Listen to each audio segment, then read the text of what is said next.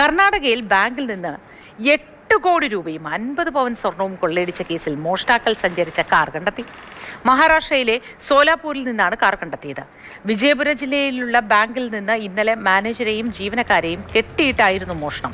മുഖംമൂടി ധരിച്ചെത്തിയ 5 അംഗ സംഘം ബാങ്കിൽ കയറി മോഷണം നടത്തുകയായിരുന്നു.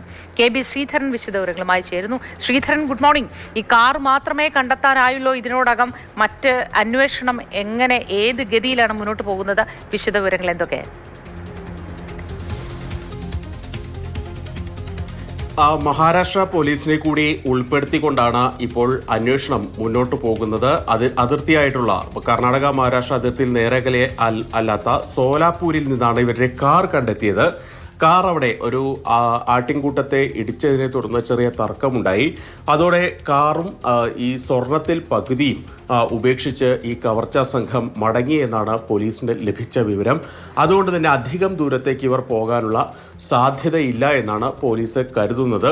അതുകൊണ്ട് തന്നെ ഈ സോലാപൂർ പോലീസുമൊക്കെയായി ബന്ധപ്പെട്ട് കർണാടക പോലീസ് അന്വേഷണം നടത്തുന്നുണ്ട്. കർണാടക പോലീസിന്റെ ഒരു സംഘം സോലാപൂരിലേക്ക് പോവുകയും ചെയ്തിട്ടുണ്ട്. 50 കിലോ സ്വർണവും അതുപോലെ തന്നെ 8 കോടി രൂപയുമാണ് ഈ 6 അംഗ സംഘം കവർന്നത്. ഇന്നലെ വൈകിട്ട് 7 മണിയോടുകൂടി ഏതാണ്ട് ബാങ്ക് അടയ്ക്കുന്ന നേരത്താണ് ഈ സംഘം ആയുധങ്ങളുമൊക്കെയായിട്ട് ഈ ബാങ്കിലേക്ക് കടന്നു ചെല്ലുന്നത്.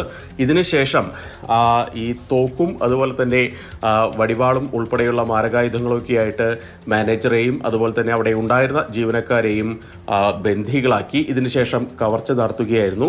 സമീപകാലത്ത് കഴിഞ്ഞ 6 മാസത്തിനിടെ മാത്രം ഏതാണ്ട് 3-4 സമാന രീതിയിലുള്ള വലിയ കവർച്ചകൾ കർണാടകയുടെ, പ്രത്യേകിച്ച് ഉത്തര കർണാടകയുടെ വിവിധ ഭാഗങ്ങളിൽ ഉണ്ടായിട്ടുണ്ട്. ബീദറിൽ ATM-ൽ പണം നിറയ്ക്കാനെത്തിയ വാഹനത്തിൽ നിന്ന് കോടിക്കണക്കിന് രൂപ തട്ടിയ കേസുണ്ടായി. ദാവൺഗരയിൽ ഇത്തരത്തിൽ മണി ഹേസ്റ്റ് രീതിയിൽ വലിയ കവർച്ചയുണ്ടായി. അതുപോലെ തന്നെ ദക്ഷിണ കന്നഡ ജില്ലയിലുണ്ടായി. ഇങ്ങനെ നിരവധി കേസുകൾ, 1 ഡസനോളം കേസുകൾ കർണാടകയുടെ വിവിധ ഭാഗങ്ങളിൽ നിന്ന് റിപ്പോർട്ട് ചെയ്യുന്ന അവസ്ഥയുണ്ടായി. ഇതിൽ പലതിലും പ്രതികളെ പിടിക്കാൻ പോലീസിന് ആയുധമില്ല. അങ്ങനെ ഇരിക്കുമ്പോഴാണ് ഇത്തരത്തിൽ വീണ്ടും ഒരു കവർച്ചാ കേസ് ഈ സമാന മേഖലയിൽ നിന്ന്, ഉത്തര കർണാടക മേഖലയിൽ നിന്ന് റിപ്പോർട്ട് ചെയ്യുന്നത്. നിലവിൽ CCTV ഉൾപ്പെടെ പരിശോധിച്ച് പ്രതികളെ തിരിച്ചറിയാനുള്ള ശ്രമത്തിലാണ്. പക്ഷേ പ്രതികൾ വേഷം മാറിയാണ് വന്നത്, മുഖം മറച്ചിരുന്നു. അതുകൊണ്ട് തന്നെ ആളുകളെ തിരിച്ചറിയാൻ തയ്യാറെടുപ്പോടെ തന്നെ ആയിരിക്കും ഇവർ എത്തിയത്, മോഷ്ടാക്കൾ എത്തിയത് എന്ന കാര്യത്തിൽ സംശയം വേണ്ട.